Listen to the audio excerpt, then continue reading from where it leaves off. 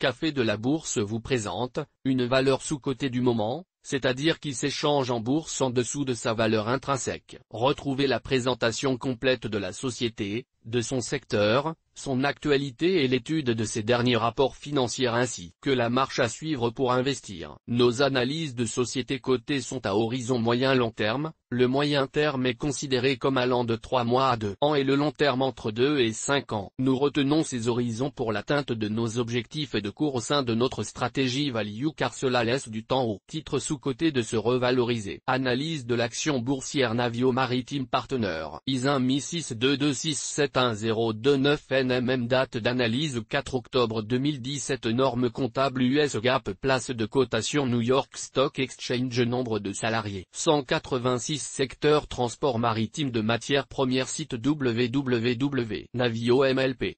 Comme Home. ASP. Capitalisation boursière 321 millions de dollars américains. Dernier rapport financier 30 juin 2017. Volume d'actions moyen 3 mois 658 087. Nombre d'actions au capital 155,44 millions. Cours de bourse de dollars américains et 7 cents. Plus haute historique avril 2011. Cours EGT 21 dollars américains. Présentation de la société Navio Maritime Partner. Navio Maritime Partner exerce une activité de transporteur maritime de matières premières depuis 60 ans. La société possède 31 navires de type navire porte-container et vrac sec, de type Panamax, Capesize, Handymax. Ils sont spécialisés dans le fret maritime de minerais de fer, charbon, grains et engrais. Le poids en charge du plus imposant Capesize de Navio atteint les 181 000 tonnes de capacité et présente une longueur en centaines de mètres. La moyenne des dates de construction des navires est juin 2006 et la capacité totale de fret de la flotte complète avoisine les 4 millions de tonnes. Les trajets de fret effectués par la société sont mondiaux.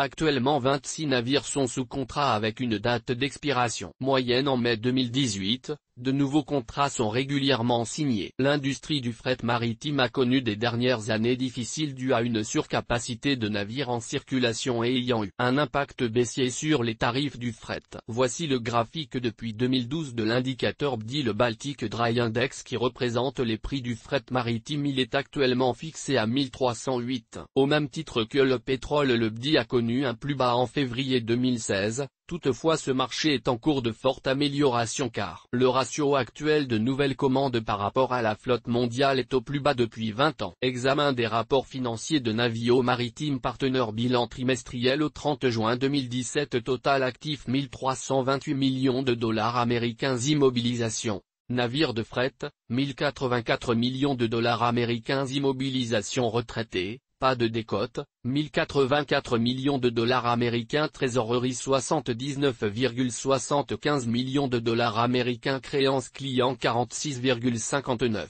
MUSD. Créances clients retraités, décote de 20%, 37,27 millions de dollars américains. Inventaire, autres actifs circulants 7,76 millions de dollars américains. Autres actifs, 71,85 millions de dollars américains. Actifs intangibles 37,96 millions de dollars américains. Total passif 547,74 millions de dollars américains. Dette long terme 438,85 millions de dollars américains. Passif courant 68,64 millions de dollars américains. Autres passifs 40,25 millions de dollars américains. Actions préférentielles 5,72 millions de dollars américains. Capitaux propres 779,82 millions de dollars américains. Valeur d'actifs net tangible 727,17 millions de dollars américains. Ratio d'endettement, total dette valeur d'actifs net tangible,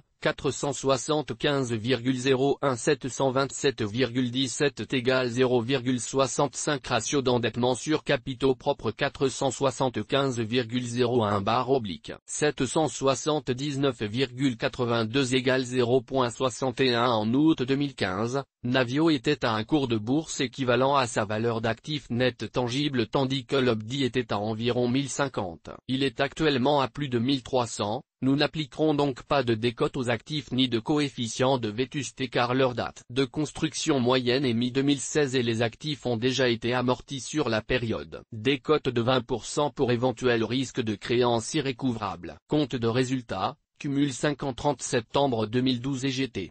30 septembre 2016, chiffre d'affaires 1045 millions de dollars américains, 209 millions de dollars américains an, marge opérationnelle 356 millions de dollars américains, 71 millions de dollars américains an, bénéfice 219 millions de dollars américains, 44 millions de dollars américains an. Notre avis sur l'action Navio Maritime Partner. Analyse de l'action et objectif de cours. Navio Maritime Partner présente une valeur d'actifs net tangible par action de 4 dollars américains et 83 cents. Une marge opérationnelle moyenne 5 ans par action de 47 cents de dollars américains et des bénéfices moyens 5 ans par action de 29 cents de dollars américains. Pour un cours actuel de 2 dollars américains et 7 cents, nous avons une décote au bilan de 133%, une rentabilité opérationnelle de 22,7% par action, des bénéfices de 14% par action, un taux d'endettement de 65% de sa valeur d'actifs net tangible. Objectif ciblé, valeur d'actifs net tangible, plus 2 ans de bénéfices égale 4,83 plus 0,58 égale 5 dollars américains et 41 cents, soit un potentiel de 161% au cours actuel de 2 dollars américains et 7 cents. Les risques de l'action Navio Maritime Partner. Les principaux risques sont liés au prix du fret et à la baisse de la demande de transport en matières premières. De plus, soulignons que l'investissement en actions présente 4 principaux risques: risque de perte en capital, 1 risque de faillite, 2 risques de liquidité, 3 risques de change, 4 nous vous rappelons en outre que la diversification est un élément clé de tout portefeuille, permettant de réduire considérablement le risque. Nous vous conseillons donc idéalement d'engager entre 2% et 4% de votre portefeuille par société, ce qui correspond à un nombre de positions comprises entre 25 et 50. Comment investir dans Navio Maritime Partner? Navio Maritime Partner étant une société américaine, elle n'est pas éligible au PEA, enveloppe qui ne peut accueillir en son sein que des entreprises dont le siège social est situé dans l'Union européenne. En revanche, vous pouvez acquérir des titres de Navio Maritime Partner via un compte titre. Toutes nos informations sont, par nature, génériques. Elles ne tiennent pas compte de votre situation personnelle et ne constituent en aucune façon des recommandations personnalisées en vue de la réalisation de transactions et ne peuvent être assimilées à une prestation de conseil en investissement financier, ni à une incitation quelconque à acheter ou vendre des instruments financiers. Le lecteur est seul responsable de l'utilisation de l'information fournie, sans qu'aucun recours contre la société éditrice de Café de la Bourse, comme ne soit possible.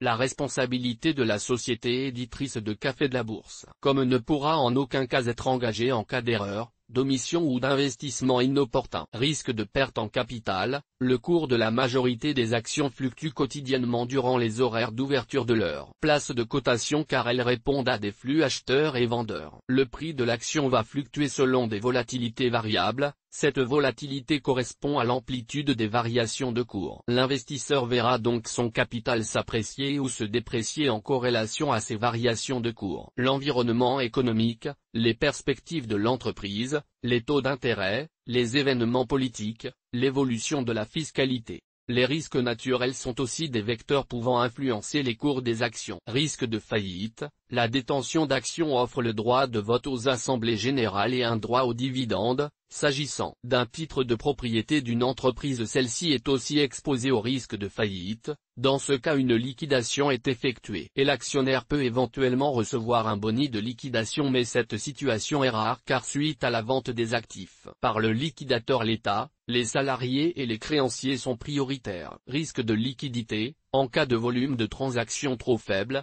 l'investisseur peut être confronté à une impossibilité totale ou partielle de vendre ses actions. Il devra alors soit patienter soit réduire son cours de vente. Ce risque est surtout présent sur des sociétés ayant des faibles capitalisations boursières. Risque de change. Si l'investisseur dispose d'actions libellées dans des devises différentes à celles de son compte titres, il s'expose au risque de change pouvant lui être favorable ou défavorable.